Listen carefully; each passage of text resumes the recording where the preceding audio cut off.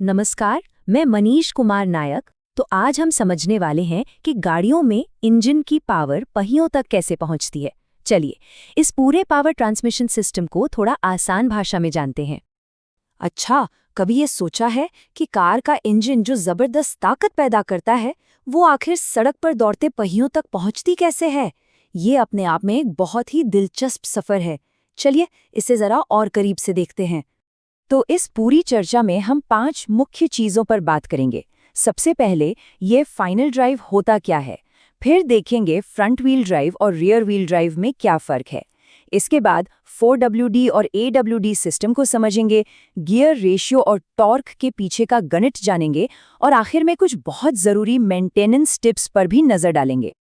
तो चलिए शुरू करते हैं हमारे पहले और सबसे जरूरी सवाल से। आखिर ये फाइनल ड्राइव है क्या? देखिए, फाइनल ड्राइव जैसा कि नाम से ही पता चल रहा है, ये पावर ट्रांसमिशन सिस्टम का बिल्कुल आखिरी हिस्सा है। इसके 2 बहुत जरूरी काम हैं। पहला, गियर रिडक्शन देना यानी टॉर्क को बढ़ाना, और दूसरा, इंजन से आ रही पावर के बहाव को 90 डिग्री पर मोड़कर पहियों तक पहुंचाना ताकि गाड़ी चल सके। अब इस पूरे सिस्टम को एक टीम की तरह समझिए। इंजन जो है वो पावर बनाता है, क्लच और गियरबॉक्स उसे कंट्रोल करते हैं। प्रोपेलर शाफ्ट इस पावर को गाड़ी के पिछले हिस्से तक ले जाता है। फिर आता है डिफरेंशियल्स, जो मोड़ पर पहियों को अलग अलग स्पीड से घूमने की आज़ादी देता है। और आखिर में आते हैं ड्राइव शाफ्ट, जो पावर को सीधे पहियों तक पहुंचाते हैं। तो चलिए अब आगे बढ़ते हैं और पावर को पहियों तक पहुंचाने के 2 सबसे आम तरीकों के बारे में बात करते हैं, फ्रंट व्हील ड्राइव और रियर व्हील ड्राइव।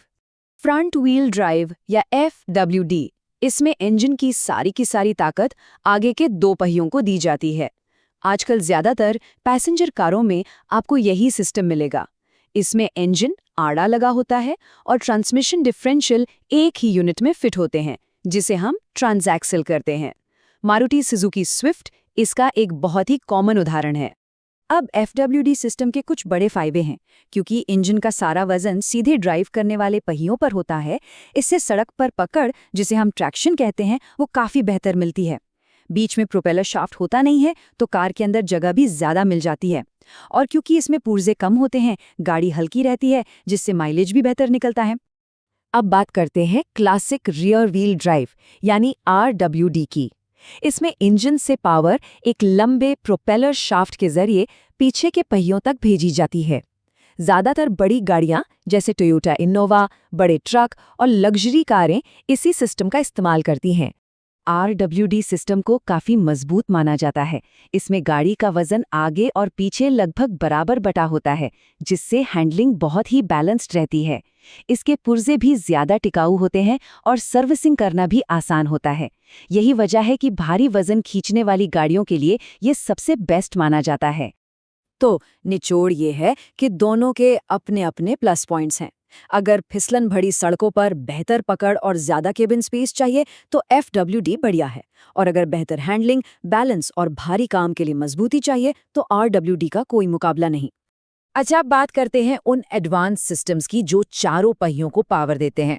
ये हैं 4 व्हील ड्राइव और ऑल व्हील ड्राइव।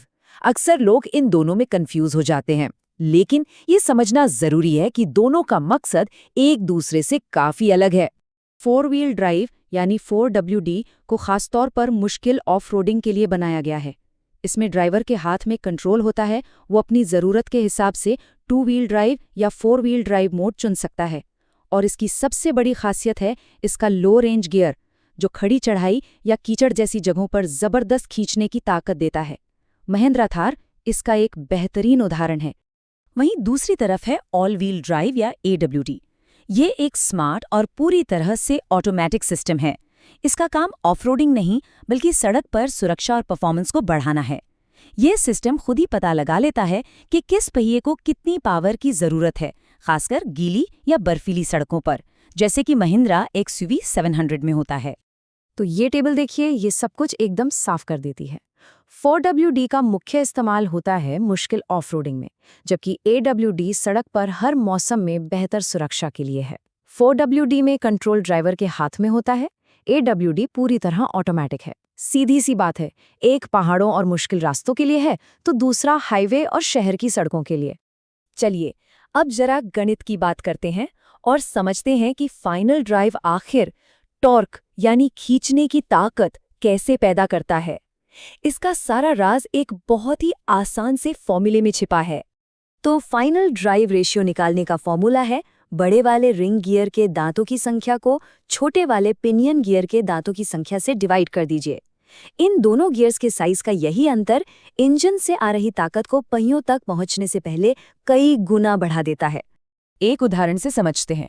मान लीजिए रिंग गियर में 45 दांत हैं और पिनियन में 10, तो फाइनल ड्राइव रेशियो होगा 4.5। इसका सीधा सा मतलब है कि पहियों के हर एक चक्कर के लिए प्रोपेलर शाफ्ट 4.5 बार घूमेगा। और हाँ, जितना ज्यादा रेशियो उतनी ही ज्यादा खींचने की ताकत मिलेगी, लेकिन टॉप स्पीड उतनी ही कम हो जाएगी। इसीलिए ट्रकों में ज्यादा रेशियो होता है। अच्छा, अब तक हमने सारी थ्योरी तो समझ ली। चलिए अब इसे वर्कशॉप में लेकर चलते हैं और कुछ प्रैक्टिकल मेंटेनेंस की बातों पर ध्यान देते हैं जो हर मैकेनिक को पता होनी चाहिए। तो यहाँ 3 बहुत ज़रूरी बातें हैं जो किसी भी बड़ी और महंगी मरम्मत से बचा सकती हैं। पहली, FWD गाड़ियों में CV जॉइंट के रबर बूट्स को हमेशा चेक करें कि कहीं उनमें कोई क्रैक तो नहीं है। दूसरी, RWD या 4WD गाड़ियों में प्रोपेलर शाफ्ट के U जॉइंट्स को ठीक से ग्रीस करते रहें। और तीसरी और सबसे ज़रूरी बात, डिफरेंशियल का गियर ऑयल समय पर बदलें ताकि गियर्स घिसे नहीं और उनमें से कोई आवाज़ ना आए। एक बात हमेशा याद रखिए, इंजन से पहियों तक पावर का ये सफ़र कैसे पूरा होता है, इस रास्ते को समझना किसी भी गाड़ी की मरम्मत में एक्सपर्ट बनने का पहला और सबसे ज़रूरी कदम है। तो अब एक सवाल आपके लिए। अब जब आप पावर के इस पूरे सफ़र को समझ गए हैं, तो ज़रा सोचिए, आप जिस इलाके में रहते हैं वहाँ की सड़कों के लिए कौन सा सिस्टम सबसे बेस्ट रहेगा, FWD, RWD या फिर AWD? इस टॉपिक से जुड़ी PDF और असेसमेंट का लिंक नीचे डिस्क्रिप्शन में दिया गया है। और ऐसे ही जानकारी भरे वीडियो के लिए चैनल को सब्सक्राइब करना ना भूलें। धन्यवाद।